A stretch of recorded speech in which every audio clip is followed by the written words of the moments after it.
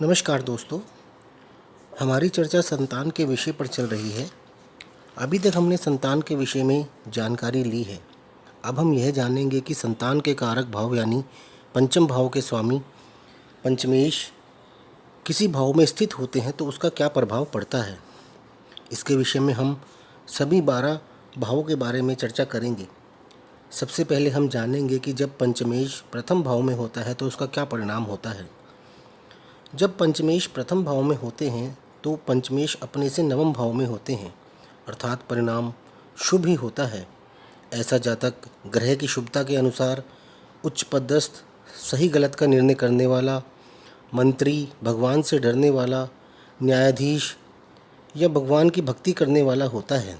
यदि पंचमेश शुभ स्थिति में नहीं है, निर्बल है, तो जातक कुटिल बुद्धि वाला, धोखेबाज व कंजूस भी हो सकता है। यदि आपकी जन्म कुंडली में पंचमेश द्वितीय भाव में है तो पंचमेश अपने से दशम भाव में होता है। इसके परिणाम भी शुभ होते हैं। ऐसा जातक अच्छी पढ़ाई लिखाई करने वाला, अच्छी पत्नी वाला एवं अच्छी संतान वाला होता है।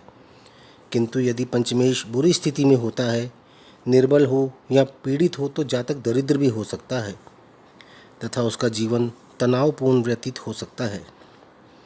जब आपकी कुंडली में पंचमेश तीसरे भाव में होता है तब पंचमेश अपने भाव से एकादश भाव में होता है, तब भी इसके परिणाम अनुकूल ही होते हैं।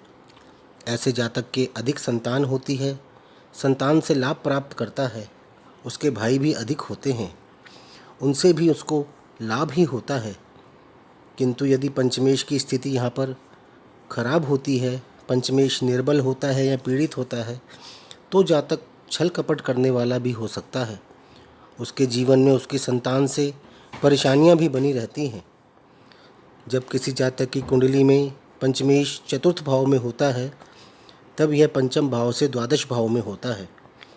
चतुर्थ भाव माता का भी भाव होता है। यदि पंचमेश अच्छी स्थिति में है तो माता की आयु लंबी होती है।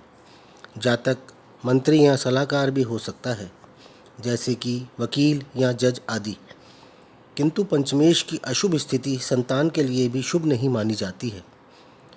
जब पंचमेश पंचम भाव में ही स्थित होता है तब यह संतान की शिक्षा व व्यवसाय के लिए बहुत ही शुभ होता है। जातक राजा का प्रिय, बुद्धिमान तथा गणितज्ञ भी हो सकता है।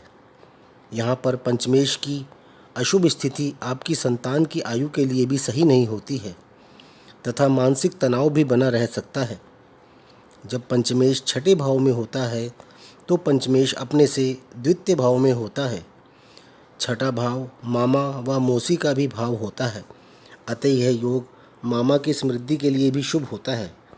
किंतु यहाँ पर पंचमेश यदि कमज़ोर है तो संतान के जन्म में देरी, पिता पुत्र के संबंधों में मतभेद, पढ़ाई लिखाई में विघ्न आदि उत्पन्न होते रहते हैं। जब पंचमेश सप्तम भाव में होता है तो पंचमेश अपने से तृतीय भाव में होते हैं। अगर पंचमेश की स्थिति यहाँ पर शुभ है तो जातक शिक्षित, सुप्रतिष्ठित और समृद्ध होता है। ऐसे जातक का एक पुत्र विदेश में निवास करता है और वहाँ पर मान व प्रतिष्ठा हासिल करता है और धन धान्य से परिपूर्ण होता है। और यदि पंचमेश की स्थिति खराब है तो संतान की हानि भी देता है। जब किसी जातक की कुंडली में पंचमेश अष्टम भाव में होता है तब वह अपने से चतुर्थ भाव में होता है। ऐसे जातक को पैतृक संपत्ति व अचानक लाभ जैसे सुख प्राप्त होते हैं। अध्यात्म में भी ऐसे जातक की रुचि रहती है। और यदि पंचमेश यहाँ पर कमज़ोर स्थिति में होता है तो ऐसे जातक की आर्थिक स्थिति बहुत ज़्यादा खराब हो जाती है और उसे सांस व पेट संबंधी बीमारियां, समस्याएं परेशान करती रहती हैं। जब किसी जातक की कुंडली में पंचमेश नवम भाव में होता है तो वह अपने से पंचम भाव में होता है, जिसके परिणाम अनुकूल ही प्राप्त होते हैं। ऐसे जातक धर्म में रुचि रखने वाला, शिक्षित, बुद्धिमान होता है। वह जातक आध्यात्मिक व समाज सेवा करने वाला होता है। वह जातक बहुत भाग्यवान तथा अपने पिता से सुख प्राप्त करने वाला भी होता है। यदि पंचमेश कुंडली में पीड़ित है तो वह इन सब सुखों से वंचित रहता है।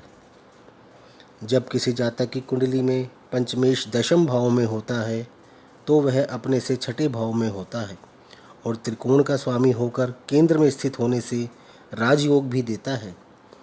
ऐसे जातक का उच्च स्तर का व्यवसाय होता है, अच्छी शिक्षा वाला, सुप्रसिद्ध, अच्छी संपत्ति का स्वामी और धार्मिक भी होता है।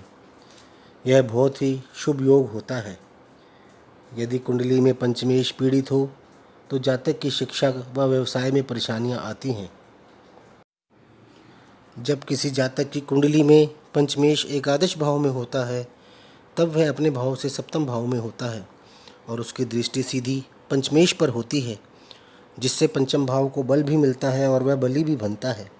इसके प्रभाव से संतान शिक्षित, धनवान व बहुत समझदार बनती है, किंतु यही प्रभाव जब प्रतिकूल होता है तो जातक को इसके परिणाम भी विपरीत ही प्राप्त होते हैं।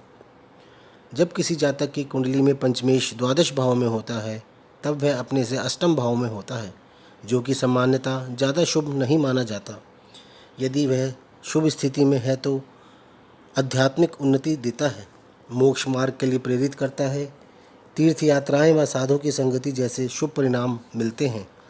और यदि पंचमेश अशुभ स्थिति में है तो जातक व्यर्थ ही भटकता रहता है, संतान से दूरी रहती है व आर्थिक परेशानी रहती है।